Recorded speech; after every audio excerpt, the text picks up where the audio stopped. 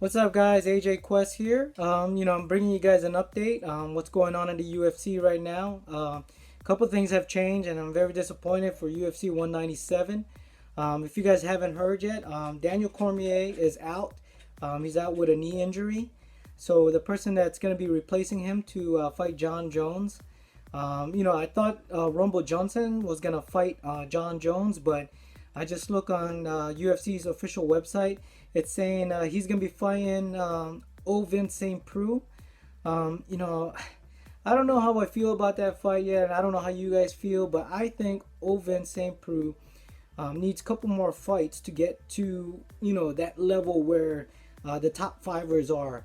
And, I'll be honest, I'm not saying he's a bad fighter, but I think he needs more fight time and a couple more fights to get in the top five. One, he lost to Ryan Bader recently too as well, and and I don't think he's at that level yet. To be honest with you, I'm not excited for that fight at all.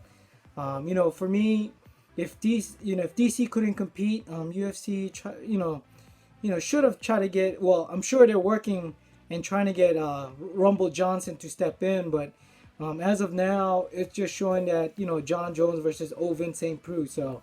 Like I said, I'm disappointed. I was actually looking forward to DC and John Jones rematch, but that's not happening now. And I wouldn't mind seeing Rumble Johnson fight John Jones, because before John Jones got suspended and stripped from the belt, that should have happened. Either if John Jones and Rumble Johnson, is on UFC 197, that would have been great too. I would have been excited too for that fight. Another thing that's in the news, Conor McGregor and Nate Diaz rematch is happening. If you guys haven't heard, that would have been, like what I said, to me personally, the first fight, I'll be honest with you. Yes, Conor McGregor was doing good. He's, outboxing him, outstriking him, because, like Nate Diaz, he was trying to get a rhythm in. He didn't get no, I guess training time. But, Conor was doing good in the beginning, and he pretty much gassed out. And everyone's saying, yeah, but look at Diaz's face. But I'll be honest with you guys, Diaz always looks like that because he has scar tissues. Once you get cut on your face and someone keeps hitting, if you have scar tissue buildup, you cut easily. And that's what happens. If you guys haven't seen Nate Diaz, they've been fighting for a while, the Diaz brothers. Let me tell you guys, they have some serious endurance. They do, triathlons, so, they have, endless gas tanks. So, like I said, 5 rounds for them, that's nothing.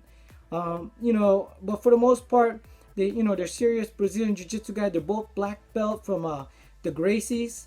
If you guys don't know who the Gracies are, you better look it up, because, if you're a true MMA fan, everybody knows Hoist Gracie's family. All right, but anyways, getting back to the fight. Yes, Conor did gas out. Everyone saw that, and he got tapped out as well.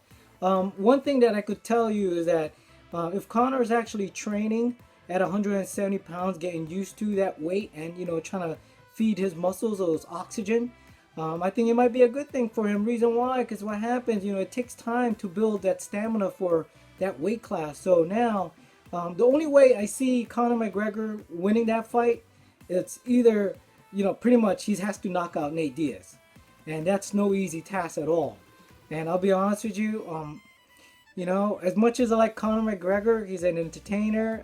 He built, I shouldn't say he built, but definitely, he's a star in the sport, definitely, he entertains people. All right. But anyways, the way how I see this fight ending is going to end up the same way. I think Nate Diaz is going to win. All right. So, let's, leave me your comments. Let me know what you guys think about that fight. Personally, I think if he don't polish on his Brazilian Jiu-Jitsu, Conor McGregor, it's gonna be hard for him once he gets down to the ground again. You can't learn Brazilian Jiu-Jitsu overnight. And like I said, man, I know people that's been rolling for years and still not on the same level as a person that's been rolling for 10 years. 2 years don't equivalent to 10 years of rolling in Brazilian Jiu-Jitsu.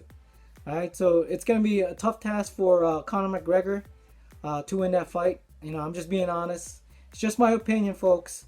Don't get mad at me. This is just what my thoughts are. But leave me your comments on that. Another news for the 145 pound weight division. They're going to be fighting for the interim belt. Jose Aldo versus Frankie Edgar. Hey, listen, Frankie Edgar just coming off a big win, knocking out Chad Mendes. And Aldo just coming off a big knockout from Conor McGregor where he got laid out. So, like I said, when you get knocked out like that, you need some time off, man. You can't just jump in the ring and get in there, because I tell you right now, your chin won't be the same if you don't let your body heal and your mentally heal too as well. For me, I'm gonna have to root for Frankie Edgar. He represents Jersey. I'm from the area too, so definitely Frankie's gonna take this one, coming off with the big win, knocking out Chad Mendes. And I think this one, I don't think it's gonna make it to decision, because Aldo's gonna come out firing and trying to finish the fight. And you guys know Frankie, he has an endless gas tank as well. He's a fighter.